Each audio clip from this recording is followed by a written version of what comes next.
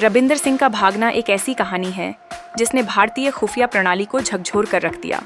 2004 में उनकी अचानक गायब होने की घटना ने न केवल सुरक्षा व्यवस्थाओं में खामी को उजागर किया, बल्कि यह भी साबित किया कि किसी भी प्रणालियों में गड़बड़ियां संभावित हैं। दिल्ली जैसी राजधानी, जहां सुरक्षा का जाल फैला होता है, ने भी इस घटना को रोक पाने में विफलता दिखाई। सिंह, जो पहले भारत की research and analysis wing Ross के जॉइंट सेक्रेटरी रहे थे, वास्तव में एक डबल एजेंट थे। उनका संबंध CIA से था और यह संबंध उनकी पहचान के लिए एक दुश्वारियों से भरा रास्ता था। उनके भागने से पहले उन्होंने एक बार फिर उन गुप्त जानकारियों को हासिल किया जो भारत की सुरक्षा के लिए समर्पित थीं।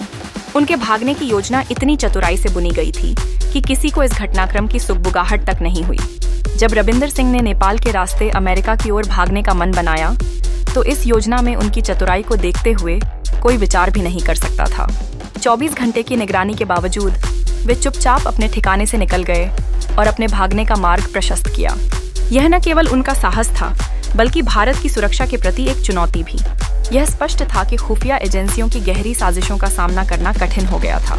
इस घटना ने अमर भूषण की किताब एस्केप टू नोव्हेयर में जीवंतता पाई, जो रबिंदर सिंह की कहानी का एक नया आयाम प्रस्तुत करती है। यह किताब जासूसी और विश्वासघात की एक रोमांचक कहानी है, जिसमें रबिंदर की दूरदर्शिता और चतुराई को बखान किया गया है। इस पुस्तक को पढ़ने से पाठकों को यह एहसास होता है कि कैसे एक व्यक्ति अपने वीरता से एक पूरी प्रणाली को चुनौती दे सकता है। रबिंदर सिंह का भागना न केवल एक व्यक्ति की कहानी है, बल्कि यह एक ऐसे सिस्टम की कहानी है जो सदियों से सुरक्षा में गर्त में है। यह कहानी रहस्य और साहस की प्रतीक है, जो हमें यह सोचने पर मजबूर करती है कि क्या हम सच में सुरक्षित हैं।